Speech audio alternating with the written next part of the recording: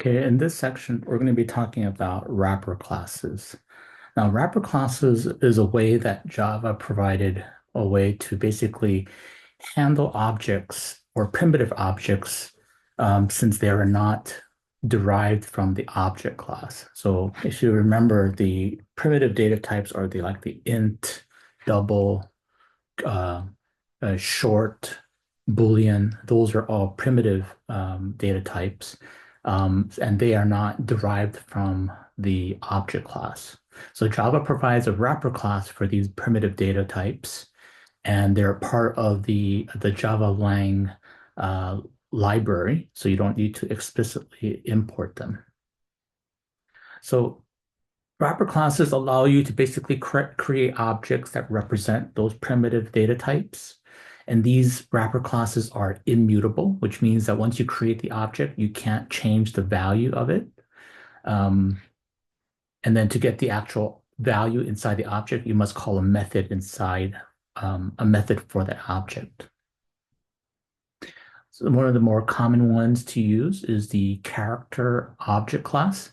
So this character class is allows you to hold a character data type and has a lot of methods for doing character processing on character data. So these are some of the more common character methods, and they are all static. So they can operate on character types without having to instantiate an actual character object.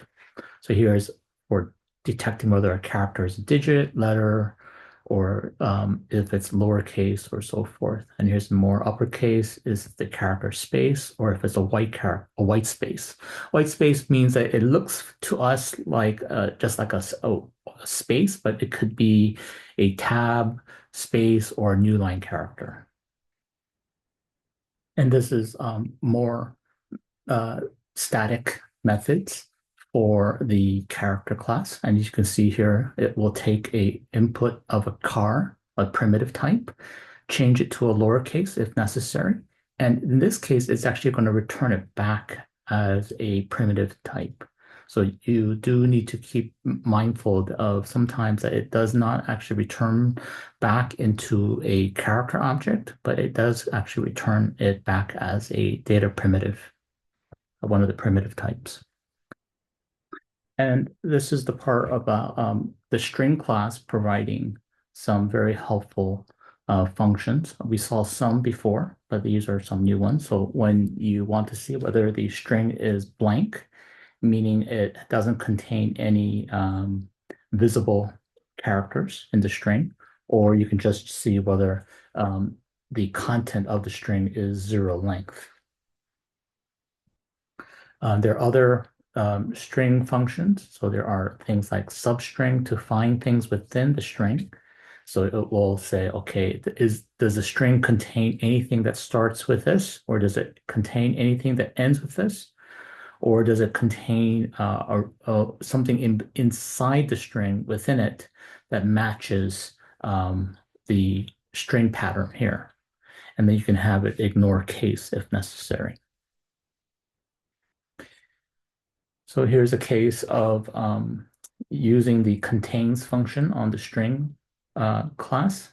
So you have the instance of the string object, then you can call the actual string method on the string object. And here's another one that we saw, start with. And and this is actually a case sensitive version of looking for something that starts with. And then here's the end with.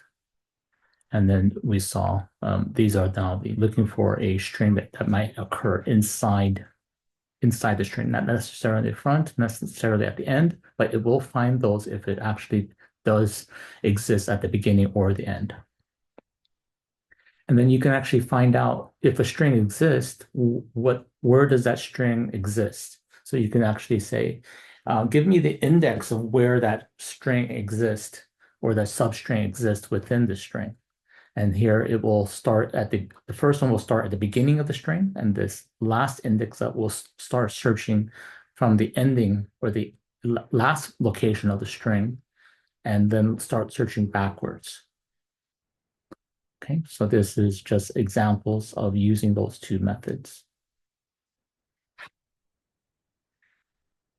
And these are just the documentation of those string methods. And there's more functions like last index of and so forth. And they have many other kind of parameters that are provided for us. And now here is a way to extract some substrings. So you can actually look for a substring and then pull it out. So here you can say the substring and it will return that specific substring out. That way you can print it out. And when you do a string extraction, what it will do is it's going to actually create a copy. It's going to create a brand new string and then point to that part of the string.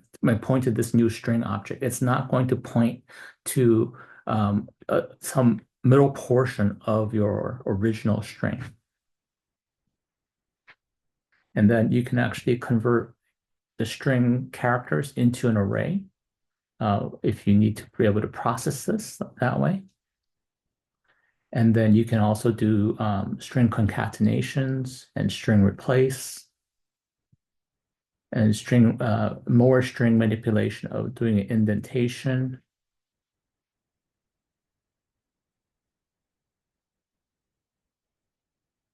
And then you can more manipulation, repeats, strip leading, strip trailing, and more stripping. And then you can do these string methods on actual literals. So you can actually take a string literal like these over here and actually call the string methods directly on them. And then you can do value of methods. So you will say, does this string, it will return the string representation of that value. So for a true, that will return a true in the string version, and a double value of 5.0 will return the string representation of that. And more value of methods that can take another data type and convert it into a string. And these are the sort of a wrap up of the various other types of wrapper type of classes that exist. So for a byte, these are all the primitive types. These are the wrapper classes for them. So when you create a wrapper, you can actually pass that primitive type into the constructor of the object, and it will then, or you can just assign it directly like this.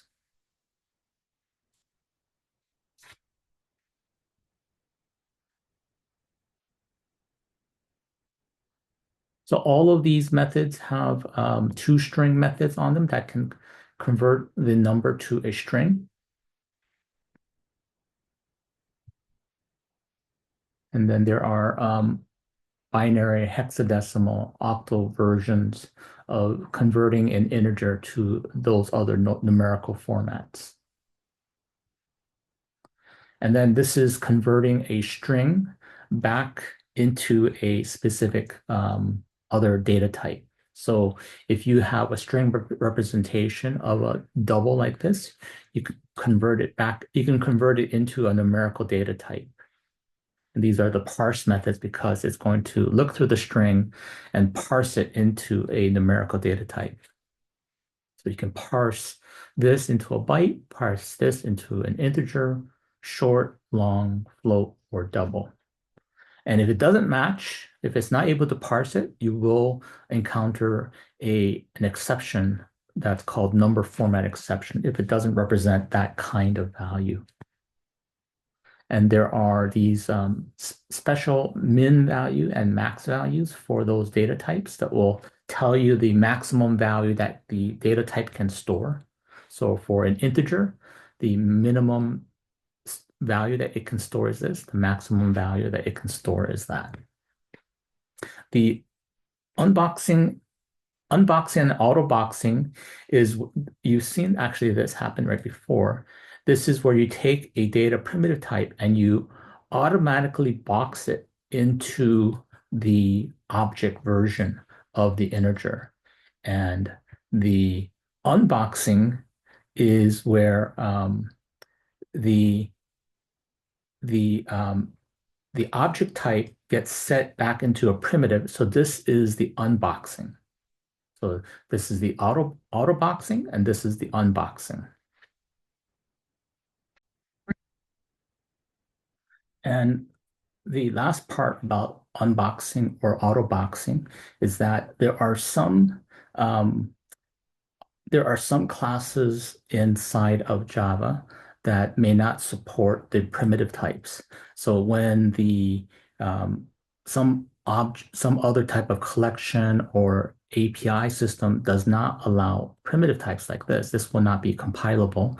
Then you can use the object version of that, and then it will then allow you to be able to, this boxing and unboxing will let you do the being able to get to those values very easily.